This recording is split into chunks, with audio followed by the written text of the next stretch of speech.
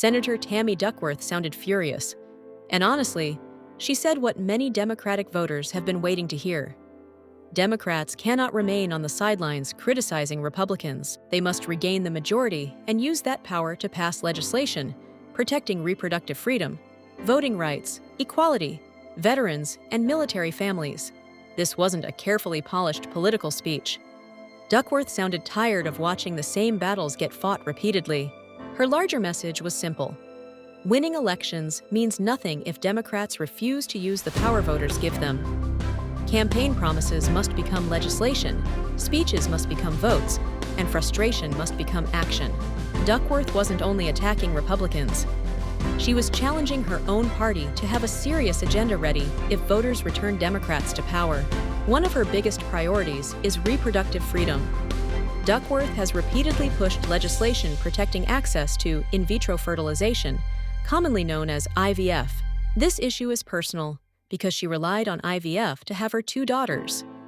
Her Right to IVF Act would establish federal protections for patients seeking fertility treatment, medical professionals providing it, and insurance companies covering it. Republicans say they support IVF, but Republican senators have repeatedly blocked Duckworth-backed legislation, creating nationwide protections. That is why her message is so direct. Political promises are not enough. If lawmakers truly support IVF, they should vote to protect it. Duckworth does not discuss veterans as an outsider. She served in the Army National Guard and lost both legs after the helicopter she was piloting was struck in Iraq. She understands what military families sacrifice and how government decisions affect them. Her reproductive health proposal includes expanded fertility services for active duty service members and veterans. That could include IVF, fertility counseling, and the ability to freeze eggs or sperm before deployment to a combat zone. Service members should not lose their opportunity to build a family simply because they volunteered to defend this country. Duckworth also called for federal voting rights legislation. That issue has become more urgent as states fight over voter registration rules, mail ballots, identification requirements, polling locations, and election administration. The Constitution gives states significant authority to manage elections, but Congress also possesses authority over federal elections. Democrats argue that nationwide protections are necessary to prevent discriminatory restrictions.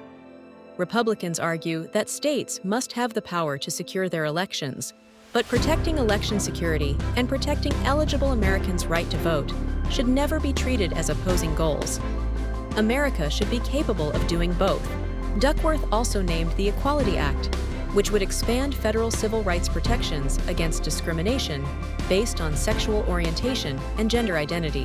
Supporters say Americans should not lose employment, housing, or access to public services because of who they are.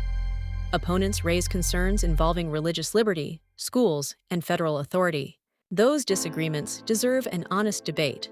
But Congress cannot keep avoiding difficult legislation because the political argument may become uncomfortable. If lawmakers oppose the bill, they should explain why, propose an alternative, and put their position on the record.